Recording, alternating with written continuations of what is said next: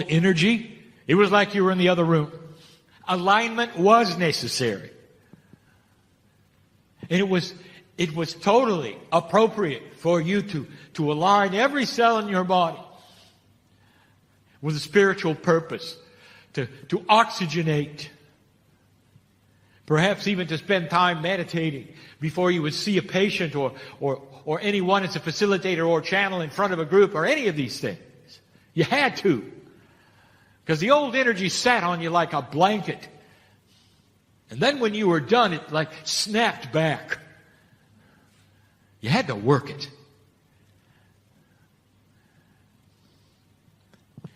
About 6 years ago,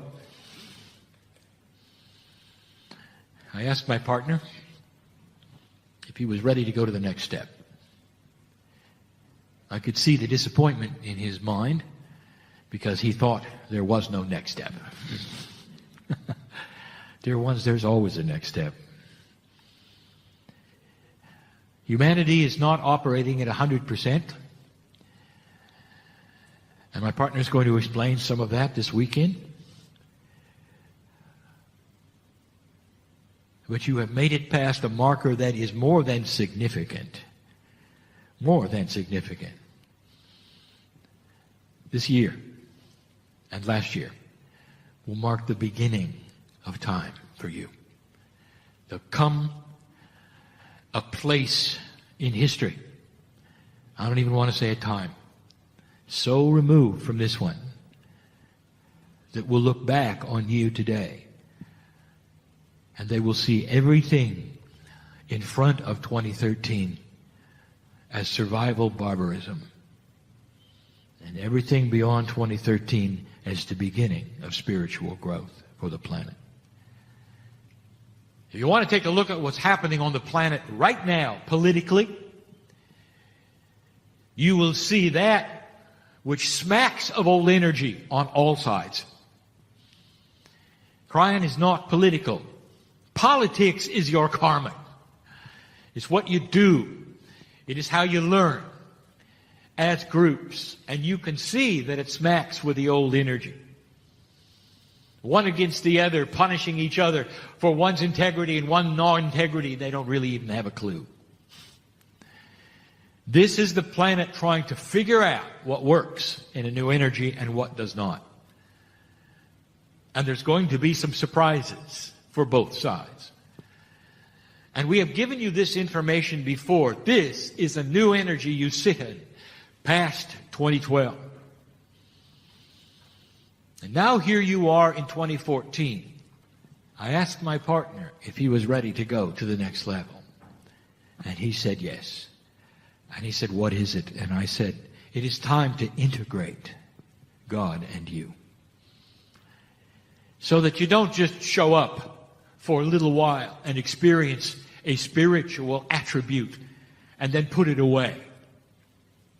So you don't just report to a building, dress up, worship for a while, come home, take off the clothes, and experience something else. It can no longer be that way. You can't prepare to have a different countenance when you meditate. How about that one? That you got to have a walking meditation for life. When you sit down to meditate, you're simply slowing down so you can concentrate on what you already have. And that is a new concept for an energy that will support it. Did you hear that? When you start to do this, dear ones, when you claim the Creator inside, a steering mechanism that comes from another place for your integrity, for your health, for your lifespan, for your cellular structure, and you marry to that, when you do, you're no longer positioning yourself or breathing correctly in order to heal or channel. You simply do it because you're always in that state of mind. It has another name. It's called mastery. And that is the study, is it not, of the day. Is how to claim that majesty at the same time you walk around in common life.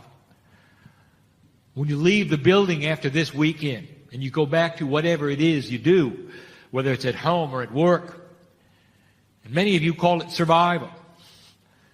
To pay the bills and do this or that. It has no attribute that's different than sitting here. Claim the same kinds of direction you will out there as you do in this place, as you meditate or you listen to the channeling. Present a balanced countenance. Talk to yourselves. Selves, not selves, selves. And in the process of doing this, start to understand something is actually happening. For the cells are listening. This is how you were designed. I would like to tell you something I've not really said before. The DNA of your body has a complement of your higher self as well as your human corporeal self. And they are integrated to the degree that you wish them to be integrated in. That means that as you change your countenance, your belief, your intent, your DNA starts to change with it. That means the percentage of DNA that is actually working will start to build to a higher percentage. That connection that you're missing. My partner will talk about that in the teaching and the lectures today and tomorrow. Your percentage of DNA for the first time in human history is open to increase. It could not before 2012. It could not. You had reached a pinnacle. And by the way, it was frustrating. We've been with you all the time. We've been with you when you said, why can't I do this? Why is not this working? What is wrong here? Why has this shifted? See, I know who's here. Why does it feel different? Have I lost it? That's for one of you. And the answer is no. You are being repositioned for an increase in your efficiency of your DNA, a spiritual handshake that is going to enhance everything you know and everything you do to a new level. Now, don't you think that's going to feel different? And the answer is yes. Honestly. Don't you think that's going to feel different? When you are in a place where there is an enhancement in everything you can do, where you don't have to prepare anymore, and where the insights will come faster and quicker, where somebody will make an appointment with you, facilitator, and when they make the appointment, you'll have a full knowledge of what they need. They won't even have to stand in front of you, and some of you already have it. That's different. This is an enhancement, and it's not going to go backwards unless you want it to. Did you hear that? So it's not something that's going to be stepped on by an old energy when you walk out of the healing chamber. I think you understand what I'm saying. I asked my partner, are you ready to go to the next level? And when he said yes, it took him 2 years. Now he doesn't prepare. Not even what you would say psychologically. He simply sits in the chair. Because in the past he used to metaphorically hold out his hand. And we would then take it and the connection was there. And he would channel and he would hold our hand metaphorically during the channeling. He didn't age during that time. He doesn't when he sits now. That's our promise to him. His response was, I think I'll stay and channel. It was a handhold. And when I told him to release the hand, it took him 2 years. And he said, what will I have instead? And I said, you're taking the training wheels off of your life. And we'll be with you 24/7. And you'll feel it. Instead of the crutch or the handhold, you'll know we're there. And this is what we are saying new energy on this planet is going to give you. If you're here and you're not a facilitator and you're just interested in spiritual things, there is no difference. For you still have to walk through life and it's difficult. And you still have to do all the things that everyone else has to do. You have to go to work and meet those at work who have no idea who you are or what you represent. In an old energy, dear ones, some of you were like hermits, like my partner. The less you said, the better, right? Get ready for that to change. It has to. Because people are going to come up to you and ask you, what do you have that I don't? They will see you're handling the problems of the planet gracefully, with integrity, and with peace. Without frustration, without sleeplessness, because you have gone to the next step. I think you understand what I'm saying. And the beauty of the news I'm giving you is that this energy is the one you have been waiting for, old soul. It's going to promote you, and it's not going to press against you. You are with the wind for the first time. Later today, my partner is going to give you a presentation on what I will call the fast-track helpers of the planet, which we call the grids. All here in support of what you're doing in ways you have no idea of. The planet supports you in this. We support you. You passed this marker. That is amazing. And now, for the first time, the old souls of this planet will take their power. That is the message, and will be, till my partner's last breath. And it's a good one, isn't it? Isn't it? It is. Now, I want you to manifest this. You go and discuss it. Well, that was interesting what Kryon said. No, it's not interesting. It's a mandate for action. I sit in front of old souls, this great land. And I said, let the beauty of God in you match the beauty of the topography here. Let the beauty of God in you be seen by other human beings. Let it take their breath away when they do. That is the mandate. And so it is. I'm Kryon of Magnetic Service. And the message to follow is exactly what my partner thought it would be. There is a protocol that I work with, if you can even call me and I. And that protocol is with my partner, where he gets the opportunity to enhance a message that he hears for the first time in one place. And he would be hesitant to ever repeat a channeling.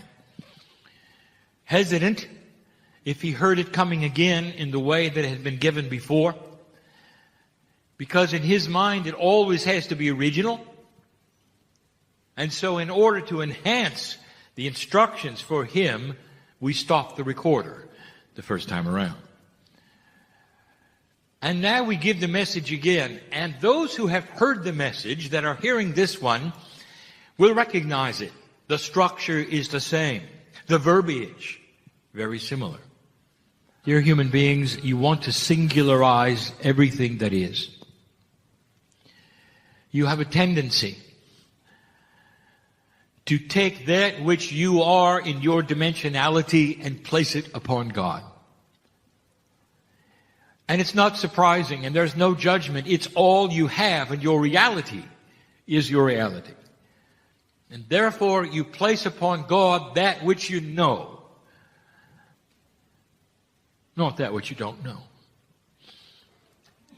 But now it is up to me to give this explanation to you, again, about the human soul, which is not really human at all. Let me state this, that the creative source of the universe always was and always will be. That which you call the creative source, which you have labeled God, or which you have labeled Spirit, is what we are talking about now.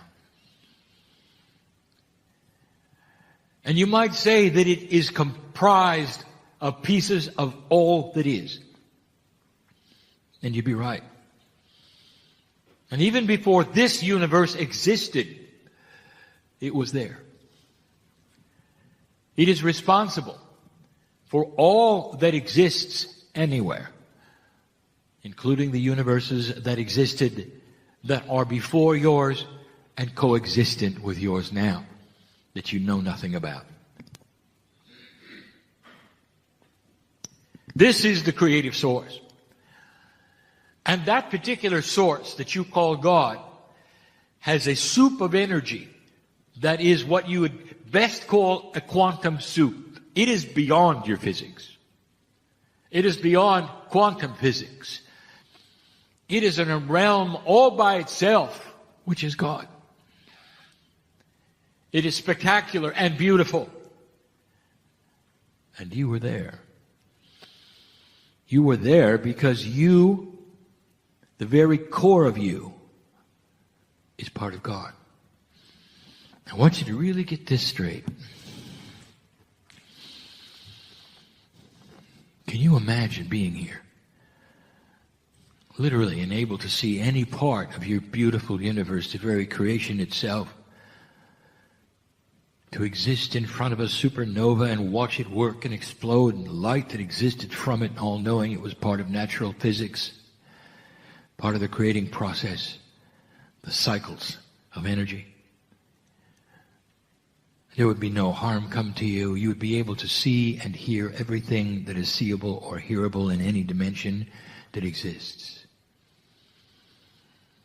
Your senses would be so grand and so great you would know of things in great distances, as though they were happening all at once around you, and you would be able to separate anything,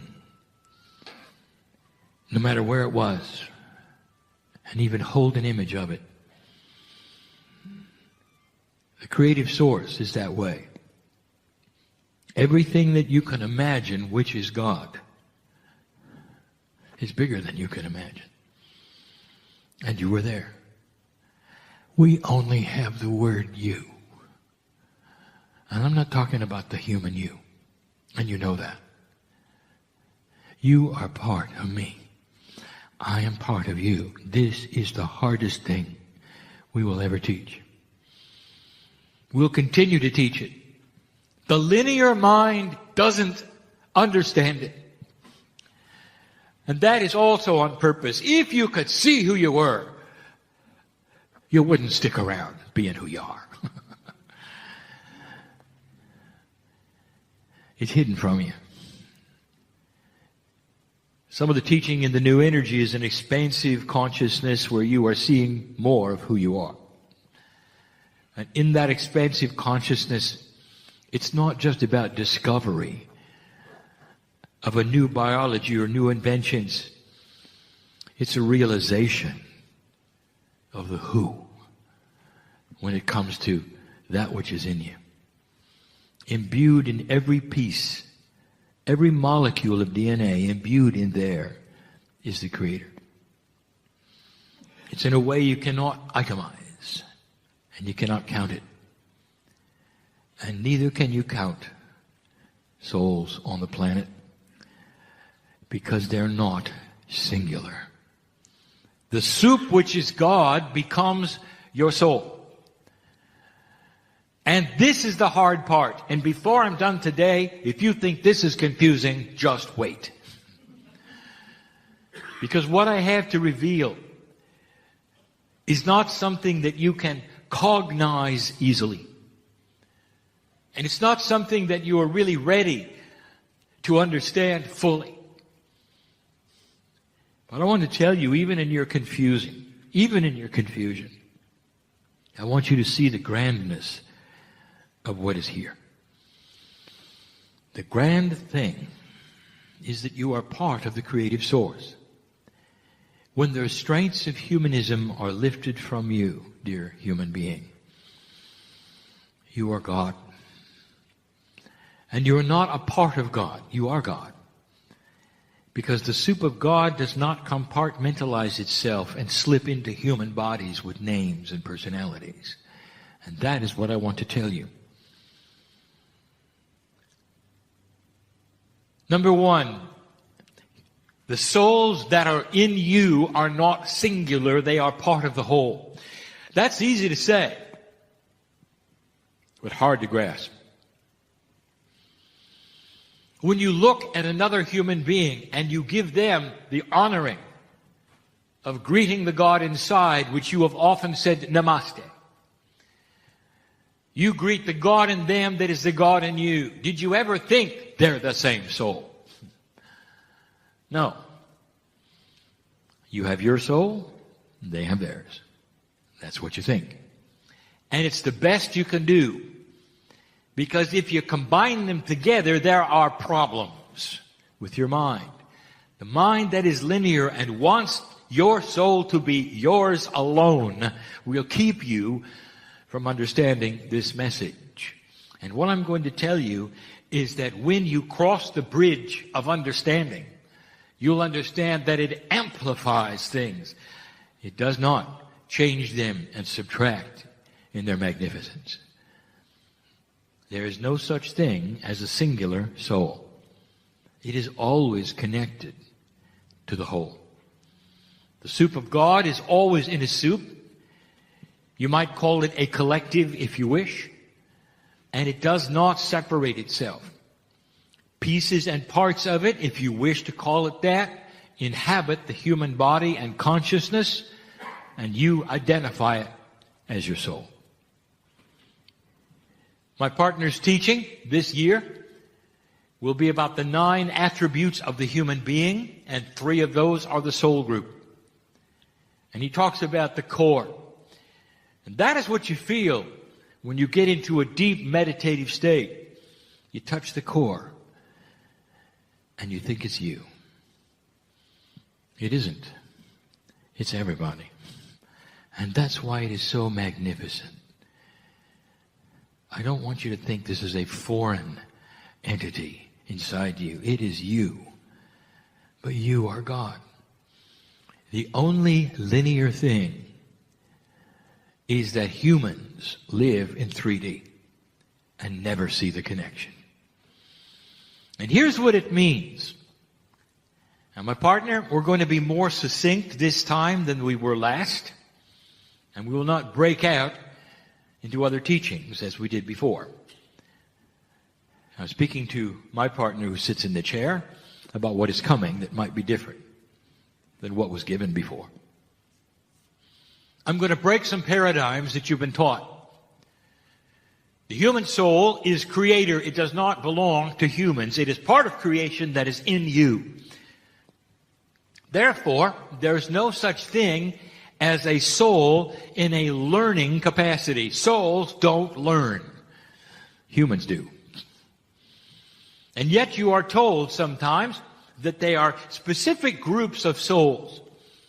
And that some are more, what you'd say, wise than others. My partner uses the word old soul. You're all old. It's just that some of you have been humans longer than others. Old soul doesn't even make sense, because there is no time of a soul. Always was, always will be. Part of God. And then that is not a correct label, old soul. But humans will continue to use it because it means something different than what it is. There's no such thing as souls that are in a learning capacity to be better souls, going to some place else where they would be graduate souls. This is all in the purview of the mind of the human being who is attached to human things. Humans learn. Humans graduate. Human moves from one level to another. Souls do not, dear one. And so get used to this. What if I told you?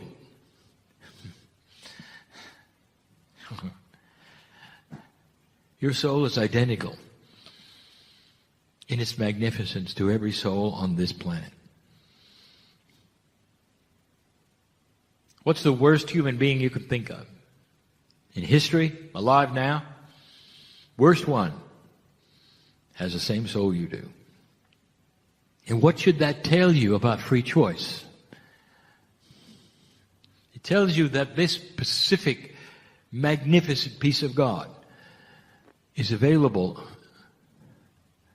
at full strength, really, to any human by free choice who wishes to look there. We gave you a channel once before that said what the rules were of spirit was that we cannot intervene with free choice. We can watch you make the mistakes. We can watch you turn your back upon what is inside you that's magnificent. We can watch you develop evil. And we can't do anything. It has to be you. It has to be that which is human that makes the choice. Those who have been humans longer on this planet make better choices because they are aware of the God inside at some level. That's just one attribute that I want to demystify how this works. This one is similar. There is no advancement of souls. You should know this. There is this feeling that human beings have that you start as an animal and graduate to a human. And that somehow the soul goes through certain incarnations where it is a lesser human being or perhaps in an animal in order to graduate to an old soul. Any of these things, you just name them, they're all around. That's what humans do. They make levels of advancement and importance. And they place them upon God and even teach them. That diminishes the creative source. Kryon, you mean the animals don't have souls? I didn't say that. They have a different kind of what you call soul, and yes, it reincarnates, and we've told you that before, but it never crosses the barrier of animal to human, ever. It's precious and it's sacred what is inside you, human being. It belongs to your DNA and it's part of a plan. It didn't start as an animal. There are those who actually think that the smaller the animal, the lower the soul. You start as a hamster, you become a dolphin someday, and then you're a human. By the way, that's taught in places. I want to tell you, that's not the way of it at all. It just isn't.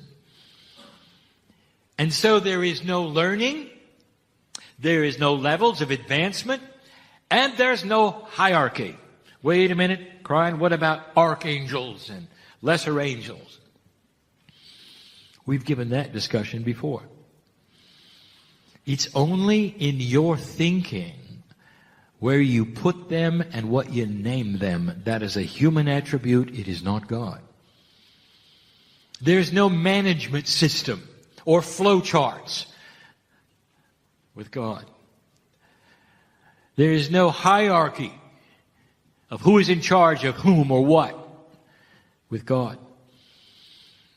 It is a system that is known by all. It is beautiful and it is sacred and it is perfect. There are those scientists who've looked out into the universe and they're starting to realize it could not have been made by accident. And they are struggling with this because it is outside of the reality they have of evolution being chance. Well, it isn't. It's designed. And if you want to know why this galaxy was designed the way it is, I will tell you, it's so you could sit on this earth and hear these words. It's all about you. It really is. Everything revolves around the human being on this planet, and the animals know it at some levels. They all know it. Getting you to realize it has been slow. And now that is the task, is it not? To understand that the system supports you. You are not bucking the system. When you go outside and you look at the things you don't think you can control, the things that happen to you, the weather and all the things, that you say you're just bounced around from place to place, all of them are invitations for you to change. Perhaps you know humans who have had very unfortunate lives and everything bad has happened to them at every single juncture. Dear human being, that particular human had a grand opportunity to be brought to zero and take the hand of God. And instead of turning their backs to actually enhance their lives and understand. And they either did or they didn't. And this is the free choice. To some of you, you look at life and say, well, it doesn't make sense to me because it seems cruel or this or that has happened to them or me. Not understanding, these have all been synchronistic turning point possibilities and potentials. And some will wallow in the grief of them and some will take the hand of God and move forward. That are decision points we give humanity over and over, and it's not always through grief. Sometimes it's through joy and celebration. Depends upon who you are, where you've been. Old soul, you see, even I will use the word. Your soul is forever. It's unchangeable. It's perfect. It's beautiful. What do you call it? Your higher self. That's a good one. That is the self that vibrates higher than you do. The part of God. But you still want it to have your name, don't you? Did you know that the soul has no personality? There's no attributes of humanism at all in the soul. Oh, if I could really give you the picture.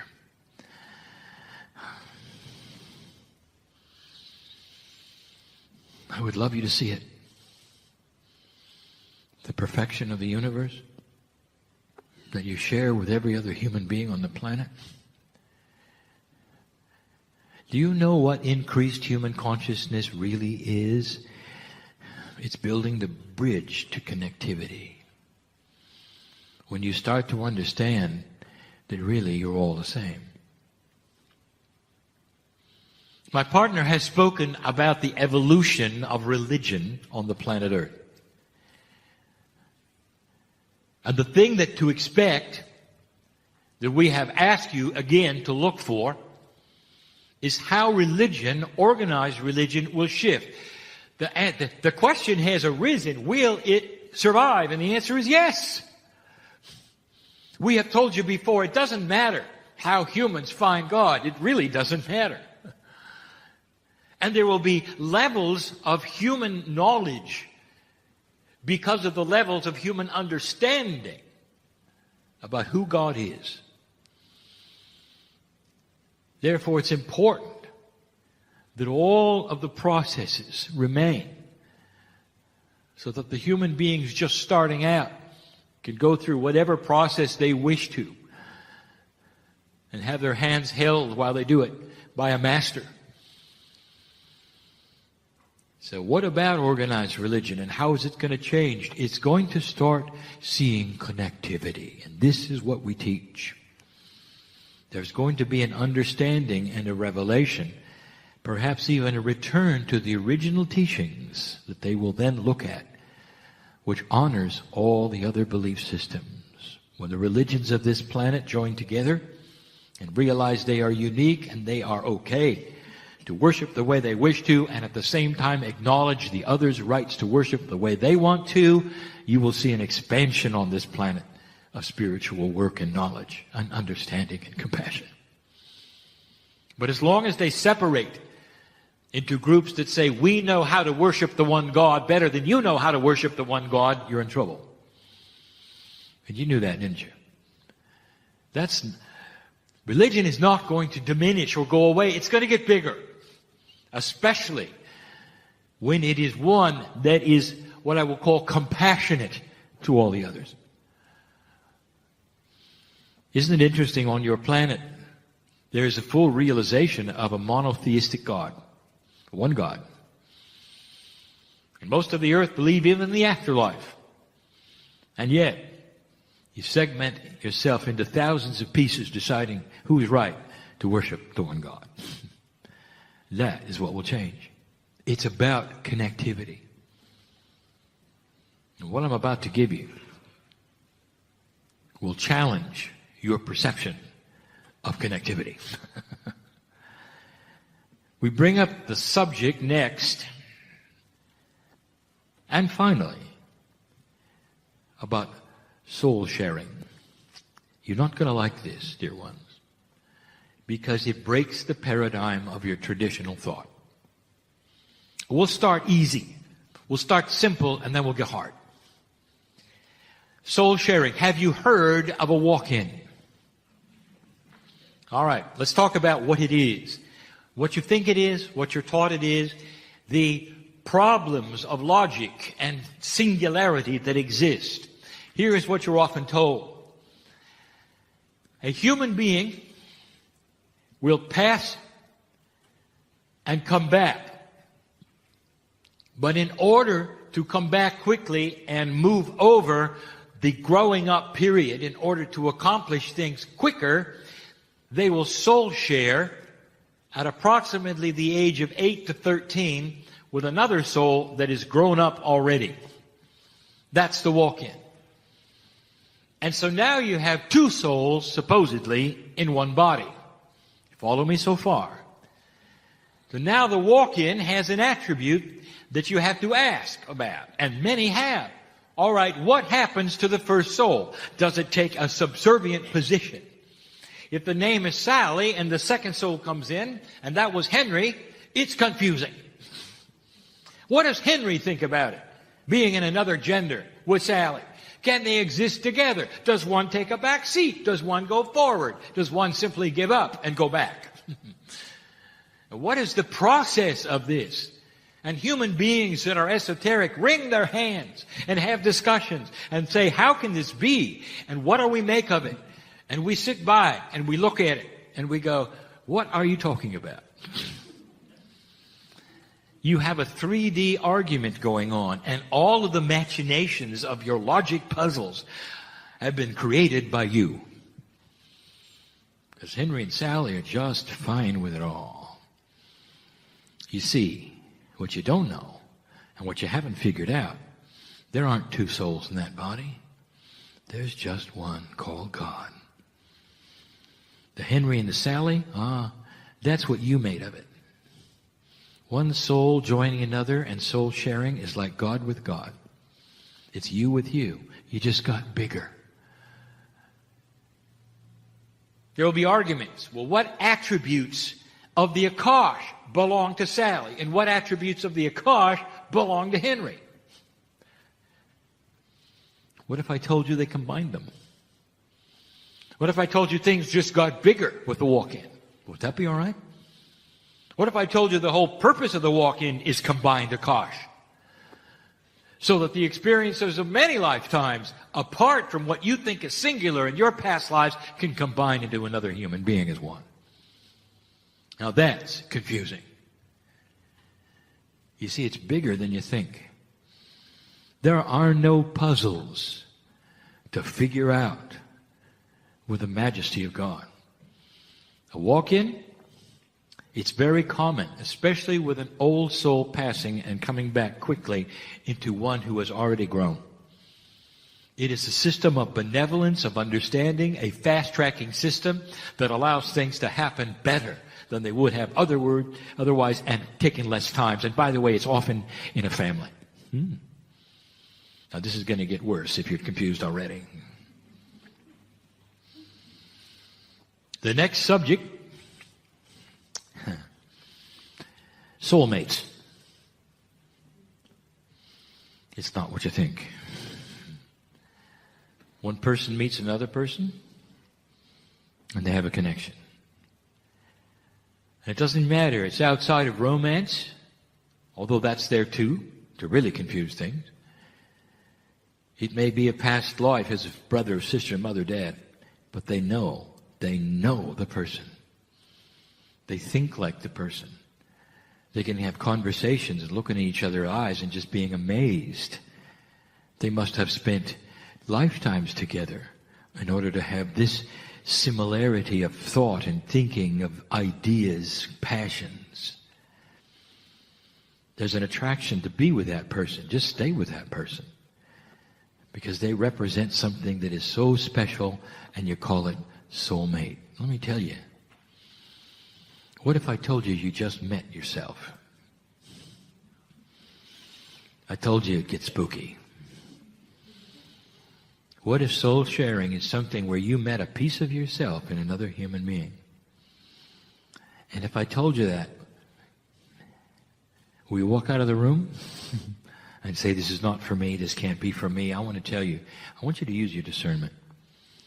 If God is not singular, and you are a piece of the whole, and everybody is in you, and you are in everybody else, why is that so spooky? That you would see a piece of yourself in another human being, because that's the way soul sharing works.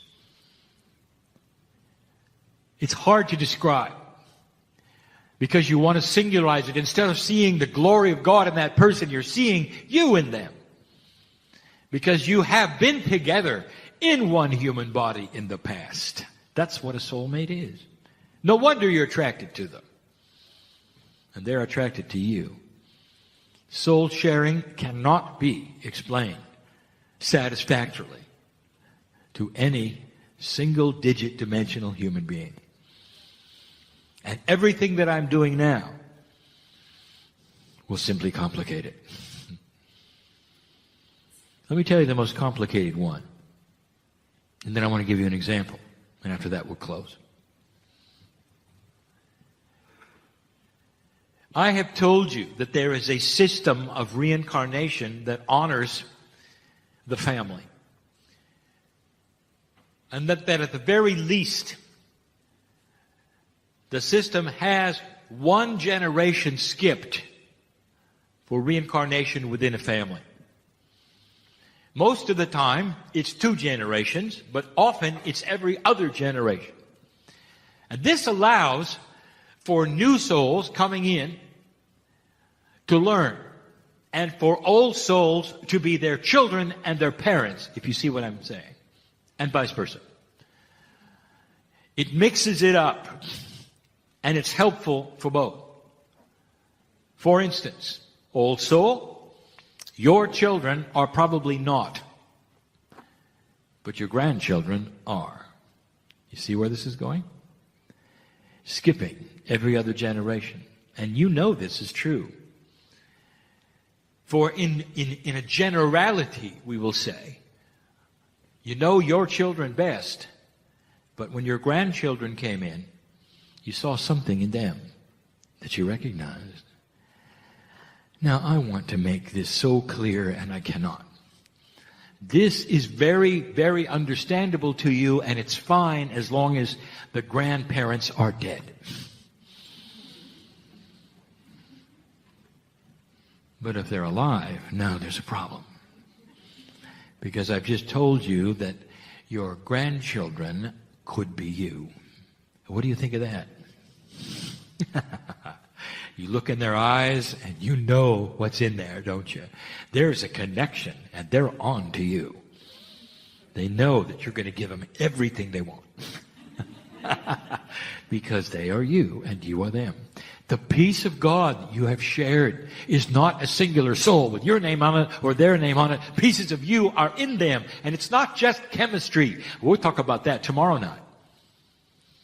To complicate all of this, I'll talk about inheritance that is different between Akashic and chemical.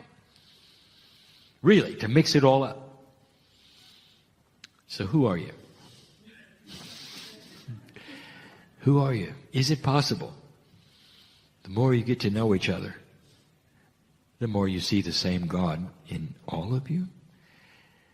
The connectivity is what solves the problems of human variety, of you not getting along. There'll come a day, dear ones, if you follow the same progressions of those before you on other planets who have gone through this before, there'll come a time when you acknowledge the similar God in all of you first, and then the personality differences second. This is a secret to peace on earth. looking at the other one and knowing their desires are the same as yours. That it's compassion, not trickery. It's generosity and not bullying. And you start to look at what creates what it creates in personalities differently and aside from the God inside. You'll see their degree of awakening and help them to do what you've done through what you can show them in your graciousness and in your maturity in how you live. That's the only vehicle of teaching other human beings about God that we have to give you. Let me give you a little story, and then we close.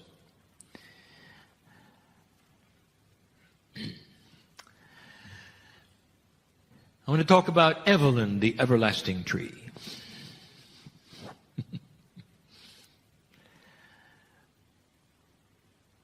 You know, parables don't make a lot of sense. Because they are allegories, you have to forgive some of the 3D parts. And so Evelyn doesn't really exist in nature in the same way. But it's a story. And it's close enough to what nature does so that you will understand. Evelyn. Evelyn had an essence about her as a tree. The essence of Gaia was there, and she knew she was Evelyn. She had the consciousness of a grand plant that she was. Her purpose, her sole purpose, was to grow as much as she could and to give oxygen to the planet for humanity. Evelyn put down roots, as trees do as they grow, and she could feel her roots go down. And they would then absorb those things which she needed for her growth. The resources of the dirt of the earth were in her roots. And she grew taller. As she grew taller, her roots then spread out more in order to anchor the size that she was and the majesty she represented in her forest. Now, Evelyn wasn't really aware of all of the roots. There were so many of them over time. But one in particular found its way back to the surface, a great distance from her, many meters, and sprouted. And this sprout then became a tree. And this little sprout started growing, just like Evelyn had, and it had a name. Martha. Now here is Evelyn watching Martha grow up. Martha grew from Evelyn's root. Now Martha, over a period of time, put down some roots, and the same thing happened with her. In the same time, Evelyn had other sprouts going on in the other direction. They were Evelyn's roots, sprouting as other trees with other names. You see where I'm going with this? Eventually we have a forest, and all the roots are connected. They're all connected. The life force of the nutrients of the planet are surging through all of them. There is no beginning or end of any root. They're all connected to each other. Now, I want to interview Evelyn. Evelyn, who are you? As you look around the forest, are you Evelyn? Or are you also Martha and George, Sally? Who are you? And Evelyn would have to stand tall and say, I am all of them, and they are all of me.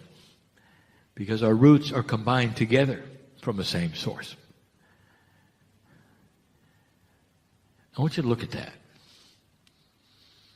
And I want you to understand that it is the metaphor of who you are. In nature, you look at these kinds of things and you say, how unique. You don't see it as you do yourselves, with individual personalities, lives to live, or you walk around. but it's true. Connectivity and the realization of it and the oneness that is all is going to be the salvation of humanity. But it has to start, literally start, with you understanding that the soul inside you is bigger than anything you ever thought. Now, I told you a moment ago the soul has no personality. Not like you think. But it does have an attribute. It has perfection, love, benevolence. That's what you feel. The hand of the soul, which is God, is always open to you. Always. From the moment you're born, the invitation is to discover who you are, to take that hand and move into a position where you can change the planet. And old soul, you've lived long enough to come to this point and hear this message. Well, you know I'm right. Because this is the time to take that hand. It's got to be with your free choice, with your intent, and with your understanding. That's what I want to do. Don't do anything because you should. Or because you came to a meeting and heard a channel that may have moved you. Now you should do something. Don't do that. I want you to sit by yourself alone in a chair and ask your body, is there more? And it will shiver in response. And the first thing it's going to say is, what took you so long to ask? And it'll say yes. And that is the beginning of discovery. My partner did that. He did it 23 years ago. He started with himself. He was afraid. What energy is talking through me? How could it do this? Is it the devil? All of the things that linear minds go through tradition and training and misinformation was there. All of it. Until he got to a place of pure emotion where he wept with the understanding that he was more than he thought. And it led him right to the source. That's the invitation, dear one, of every single human being on the planet. If you relax and talk to that which is your innate in your body and let it help guide you to the truth, you'll get it. Don't listen to me. Don't listen to another human being. I want you to start listening to you. Start asking yourselves and yourselves what it is you need to know. And it'll tell you. Is this channeling real or is it not? Use your discretion and your discernment and all the words you want. Discern the energy of the day. My partner steps aside for this and now he comes back in a moment. All this time to give you a message of love coming from that source, which is you. You ought to recognize this voice. Not the human voice, the other one that's been talking to you in the third language all this time. Whispering, listen, listen, listen. This is what you came for. It really is. Dear old soul, you are the hope of the planet. Whoever is listening to this and cognizes the truth of it, you'll know this is your time. Get on with it. And so it is. Greetings, dear ones. I am Kryon of Magnetic Service.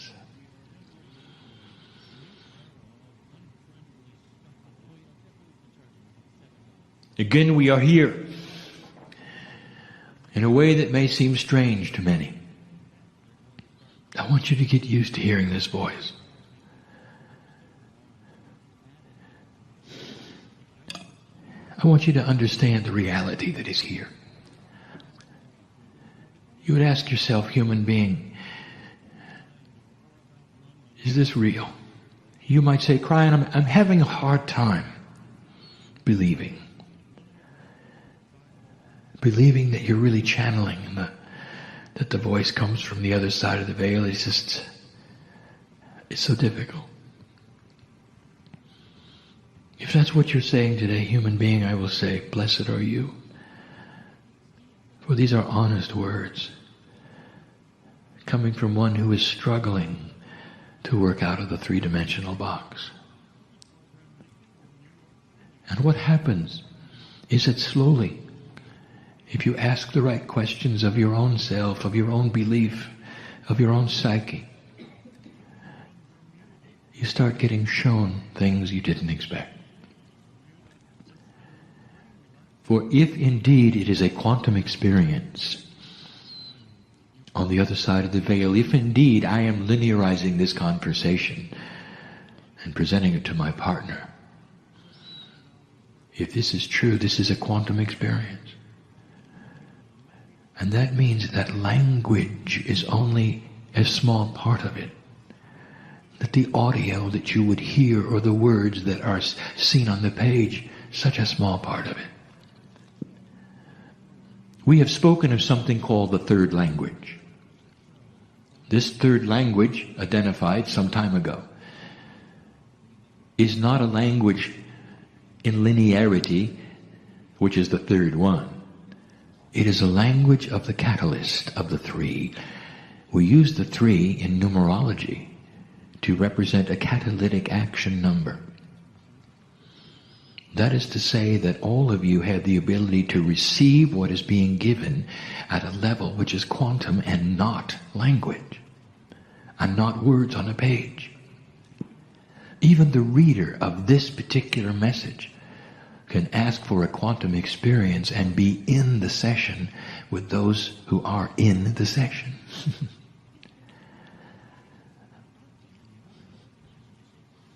Art and music. We've told you that they are quantum. We have told you how you could go into the Louvre and watch a painting. That you can immerse yourself so completely that you can see and feel the artist creating it. That you become one with the creator of the painting. So much is there that is not for the human eye. And this is the one who appreciates the art. Music touches your very soul. All of the notes playing together in unison, in harmony. It is one of the only arts where all of that can be presented together and there's no limit to the number of musicians on a stage. But you can't do that with speech, can you? No limit to the number of colors on a palette. You can't do that with speech, can you? There's a little bit of quantum in everything, if you look. So look for it here before we start a message that is not going to be a quantum one filled with love necessarily, although it is.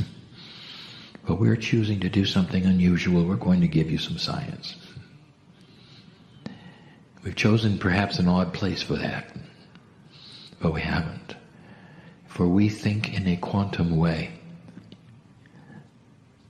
We wanted to come to this place. We want to honor those who built this building. We want to honor the ancestors who are listening.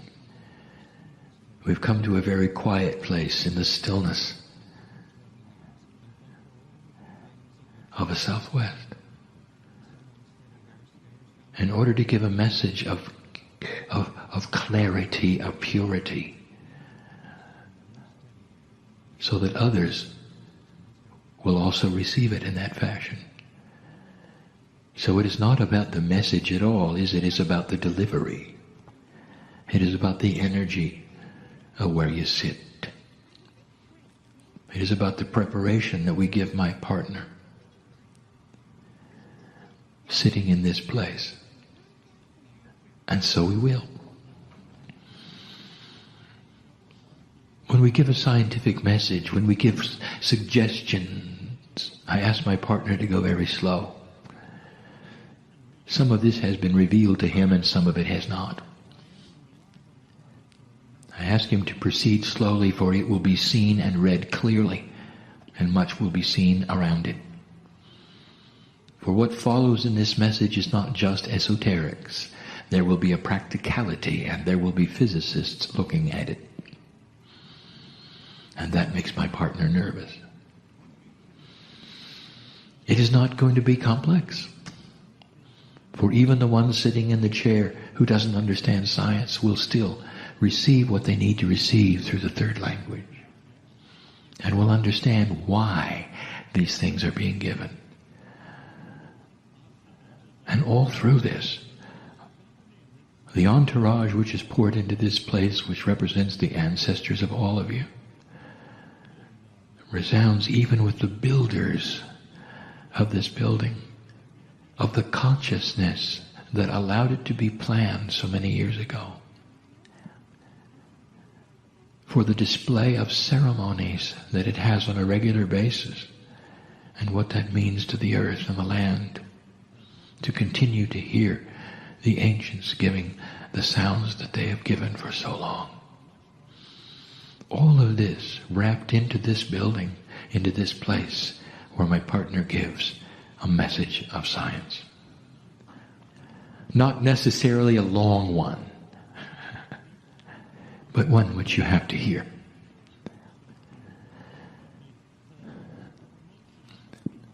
It's about the environment. And let us start with assurance.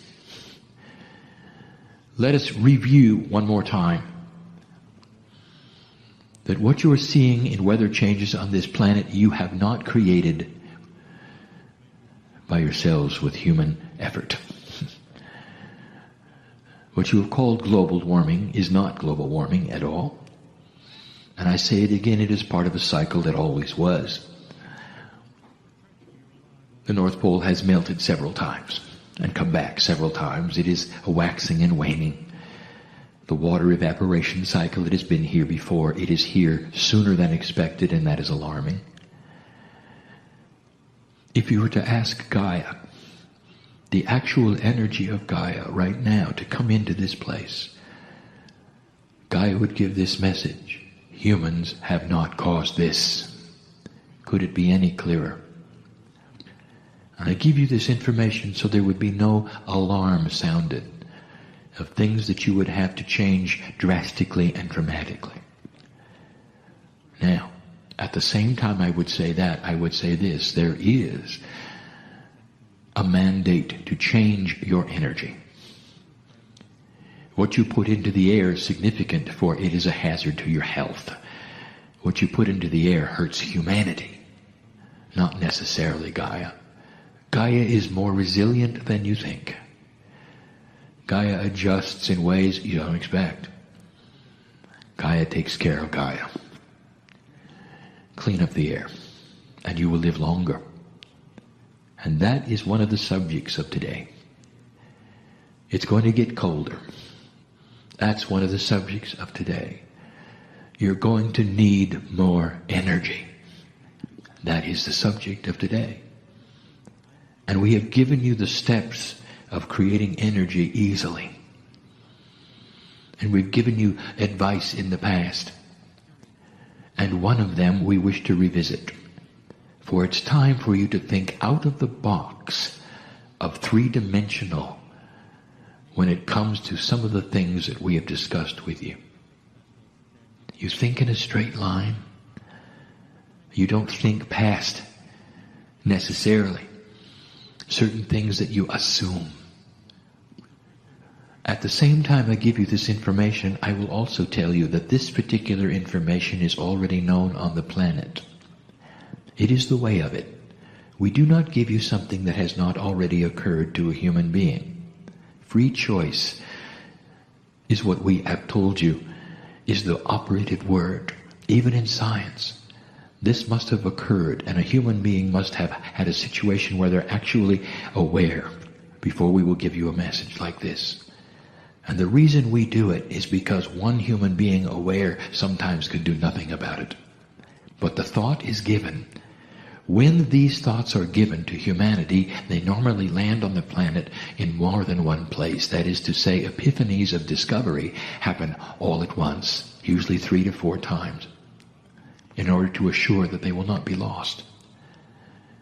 And so I am going to add this voice. There is tremendous energy available from the earth for free. It is not free energy, for you have to build an extractor to get it. But it's everywhere. Absolutely everywhere. It is called geothermal energy. And it goes like this. Below your feet, not very far, not really. It's hot. Hot enough for you to drill down and create steam. If you can create steam through natural process of thermal energy of the planet, you can drive turbines and create electricity. That will create heat. There are other ways to create heat as well, using even the geothermal heat itself. You're fond of steam engines, and you've been using them very, very long time, and you continue to. Today's nuclear reactors are simply very, very expensive steam engines. For you heat water, you create steam, and you drive turbines. So we are giving you something to think about. For nuclear power, as good as it is not clean. There is a side effect. And you know what it is. For there are waste products which are dangerous, and you know this. As clean as it is, there is still something you have to dispose of. Geothermal, there is no thing you have to dispose of. But it is dangerous. And now we open the discussion. If you can drill approximately 5 kilometers down, you will find enough heat. Now 5 kilometers to you is not that far in a straight line along the surface of the earth. Many of you walk that distance to school and work. It's not that far. But if you're going to drill down technically, it becomes difficult and dangerous. Not just dangerous for the driller, but dangerous for the planet. On the way down through the crust of the earth to the 5 kilometer mark, you go through pockets that you might know are there, releasing gas perhaps, releasing fire perhaps, releasing water perhaps. If nothing else, sometimes you interrupt what we will call the integrity of the lubricant of the shale itself.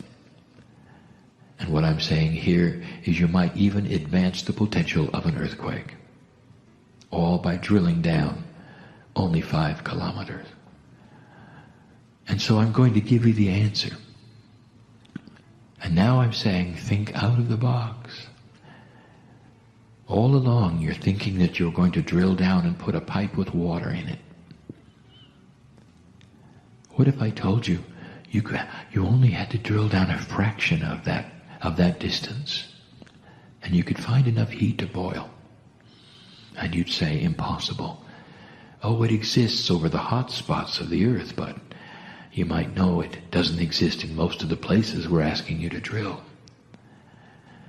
Well, it will work if you don't use water.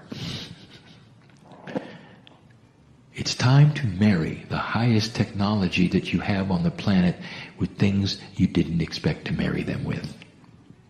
And this is thinking out of the box. This is becoming a little more quantum, seeing the entire picture instead of just seeing what you think it should be. There are solutions, and you know what they are, and they're elegant, that will boil at a fraction of the temperature that water will. And this is the answer. Learning to use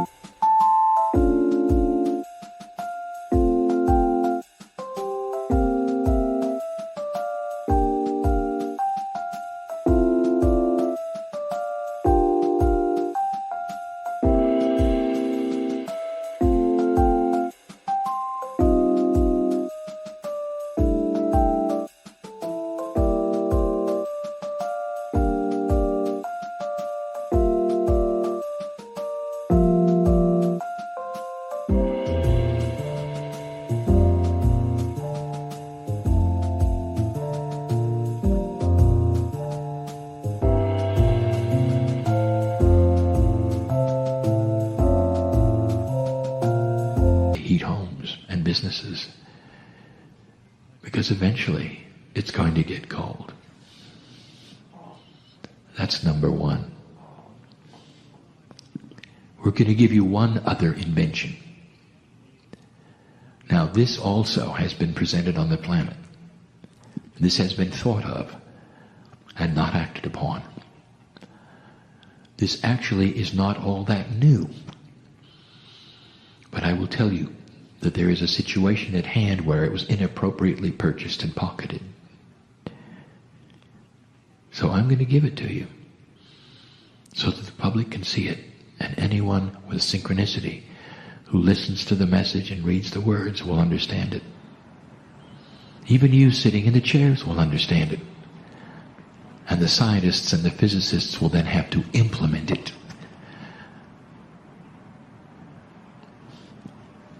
The resource that this planet is going to need the most, as the population grows, as the weather changes, is what you probably already have guessed. Fresh water. Already it's becoming scarce. You will notice the snow is falling in the wrong place. The reservoirs are built for the old energy with the old weather. The aqueducts are built for the old energy and the old weather, and all the snow is falling in the places that are not obtainable for fresh water, and that will be the way of it. As the populations grow, scarce it becomes. And there is one answer. It is a profound way, when the earth is mostly water, to use the sea and the ocean. The ocean, of course, is not fresh water. And so you have to ask how to extract the salt. Desalinization exists today in a very inefficient way. Large amounts of water have to go into vats of containment and sit there, or large amounts of energy are used to heat the water. In various ways, various attributes, various systems, some of them steam, some of them not, all requiring heat to take out the salt. It takes a long time. It's expensive. It's not efficient. It is not tenable to desalinate for an entire city. Only in places that simply have no fresh water at all is it used. So inefficient is it. Now I'm asking you to think out of the box, and I'm going to give you the answer. My partner, I want you to go slow here. Most of the cities on earth, of all of the countries on earth, the largest ones are on the coasts near the water. This is because over time, those coastal areas were the places where trade could happen with ships and ports. And so you end up with the largest cities being on the ocean. It's a good place to start, is it not? To give water for them from the source which they can simply look at and use. The answer is not that difficult, but it requires something that has not been thought of, really. The highest technology you have today has to do with the smallest of the small.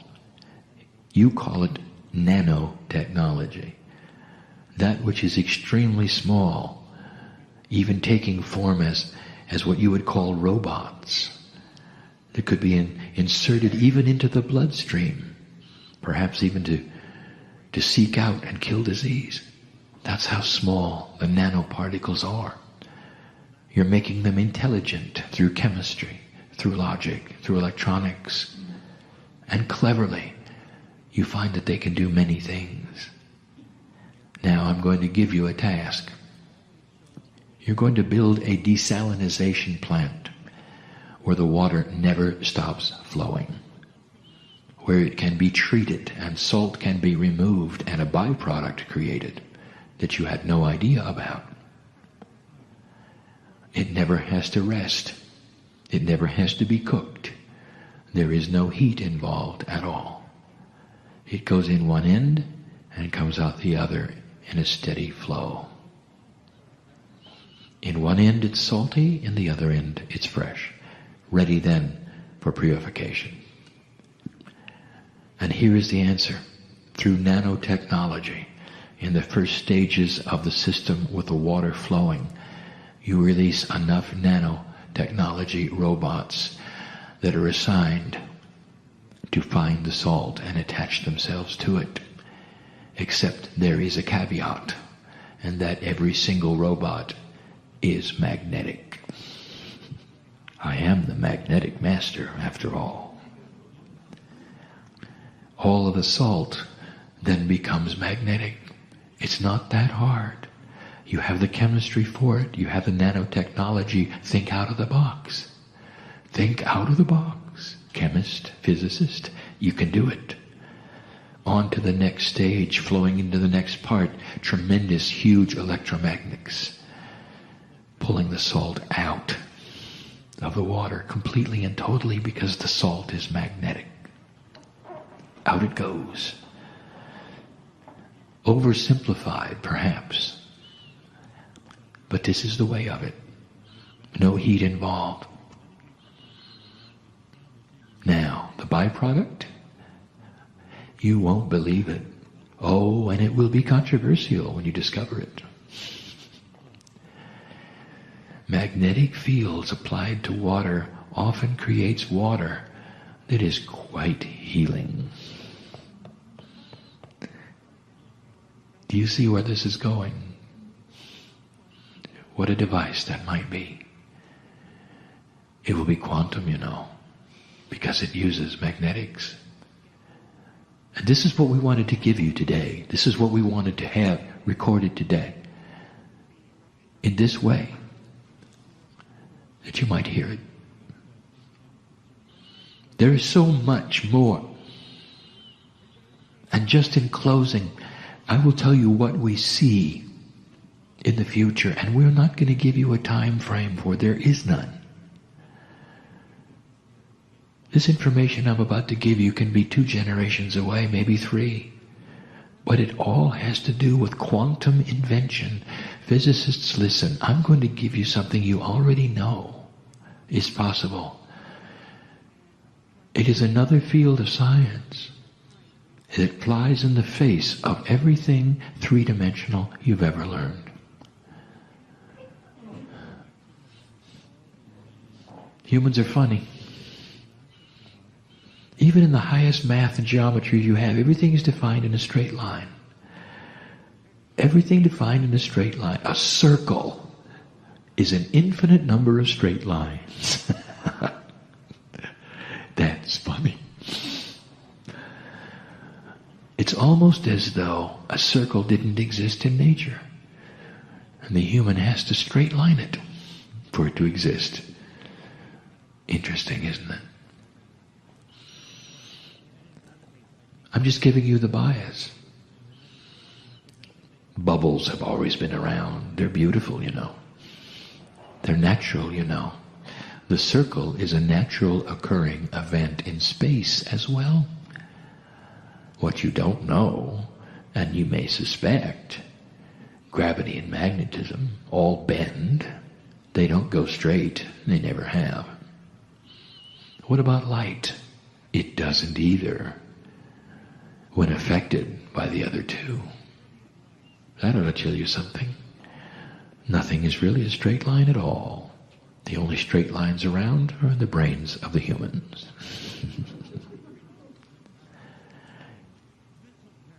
You're not using the right kind of math either, and we've told you that. There is an elegance of math that is quantum. And if I begin to tell you about it, even in the simplest terms, it's going to seem overly complex. Quantum math uses something that is going to be discovered, and we're going to give it a name, and that's going to be influential numbers. Numbers that exist not with empirical values, but with values that are influenced by the numbers around them. 4 is not a 4. 4 is modified because of the numbers that sit next to it. In a formula, in linearity, in counting, each time a formula is manufactured in a quantum state, looking for a solution, all of the numbers are modified by the numbers next to them. They're influential numbers. The 4 is affected by the 5. Reduced maybe by the 3. And in quantum math, if you use influential numbers, dear ones, it is a beautiful thing when you find out the attributes of them and they are consistent. You will then have the formula for a circle being a whole number, not an irrational number at all. It won't be pi. It'll be pi solved. We ask the physicists to work it backwards if you have to get a whole number of pi. That'll give you a hint at what has to be done. Imagine mathematics with influential numbers, where each number is not empirical, but influenced by the one around it. I'm giving you high math now. And here's how it's going to serve you. Because when you start to understand it, you're finally going to understand what I'm going to call the holy grail of physics. That's a human term. In your straight line thinking, in your bias, you have all of your 3D formulas, don't you? And when you look at the basis of physics, you talk about those things which have mass. And in those things which have mass, you've even figured out atomic structure and density. All those things. And you think they're static, don't you? You think there is a formula that is for everything. If it has so much mass, it weighs so much in a certain atmosphere, a certain gravity. You've got it all figured out. And I will tell you that all of those formulas are 3D. And as soon as you become quantum with them, they all stretch. All this to tell you this: it is possible for you to alter the mass of any object in existence. It doesn't matter how large or small or dense it is. You can alter the mass of it, and you have thought all this time that the formula is static, and it is not. In Yugoslavia, there's a workshop. Historic it is, for the man who thought out of the box, Tesla. And in that workshop there are marks on the ceiling for the objects that took off on his workbench and went straight up. Shattered they did, hitting the ceiling they did.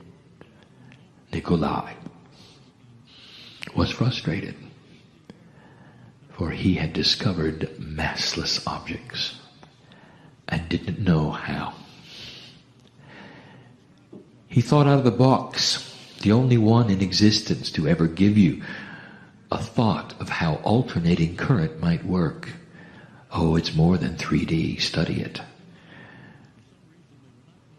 The same applies with numbers. The same applies with mass. And I will tell you that it is accomplished through magnetics. Always has been. And that was the experiment. In Tesla's time, without a computer, without any of the finite instruments you have today to measure what you have, he did it, but he couldn't control it. Frustrated he was. By the way, he's back. I'm not going to tell you where. Maybe he will listen to this and know what to do next. Clever it is how magnetic fields must be arranged around other magnetic fields. even solutions that are magnetized to create fields within fields, sometimes at right angles, sometimes not, to give you a condition that will create a change in mass. None of these things are out of the purview of human development. How long it'll take? We don't know. That's up to you. But do you understand what it will change? That means that the things of science fiction are finally yours. What you call anti-gravity is simply an object without mass. It'll float, no matter how big. It's doable. It's in all of your science fiction movies. Maybe it's time to implement it. Kryon, why do you give us these things? And with this we close.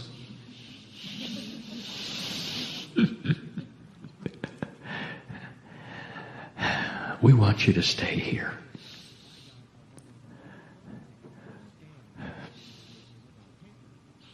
Give it in love. We want you to stay here.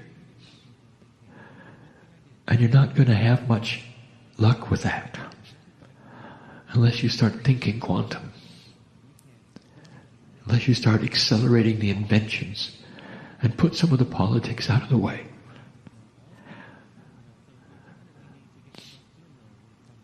For the countries which must do this are the ones that have the highest technical abilities. And they also have the highest influential structures that are in the way of it all. It is time for the population to understand this and turn the physicists loose and not strap them with those things that are difficult with burdens.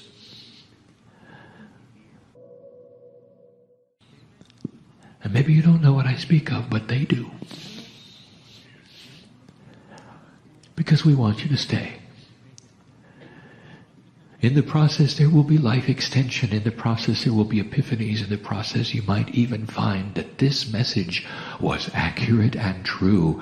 And then you've got a puzzle, don't you? Physicists, if you're listening to this, you've got a puzzle. Because who is it who is speaking from the other side of the veil, giving you information that is true and real and scientific? At some level you're going to have to say, it's the piece of you. At some level you're going to have to admit that the spiritual and the science is allied, and that the creative energy that created the earth and the magnetics and the gravity and all of the things you study is a piece of you. And maybe then you'll open up, and the things that you wish to have invented, all you have to do is open the box, because you already were there and you helped in their creation. How about that one? It all has to do with the puzzle. Is this real or not? Is Kryon real or not? Is love real or not? Well, some of you know, because you've sat in the presence of the Creator today, who loves you. This family on my side of the veil loves you. It's a wonderful Valentine message, isn't it? And so we say to you, dear ones, all of you, that all of the things that we talk about, whether they're scientific, whether they have to do with your Akash or your soul, the higher self, all of those things, there's only one purpose. To make the life you are living on this planet easier. For you to discover the compassion that is the glue that puts you together. That changes the earth itself. For the shift is upon you. And that which you call the 2012 energy is here. Let this be what it is supposed to be. A high time of consciousness, of scientific evolution with integrity, with an economy that is a re-emergent one with integrity, with government that slowly changes with integrity. Things that you would never put together, that in the past were oxymorons, couldn't exist together. Integrity in government, integrity in insurance, integrity with banking. All of these things, a new paradigm is upon you. This shift is difficult. And we have the warrior and the worker in the chairs in front of me. And they know it, because that's why they came. I know who you are. And I celebrate each one. And so it is.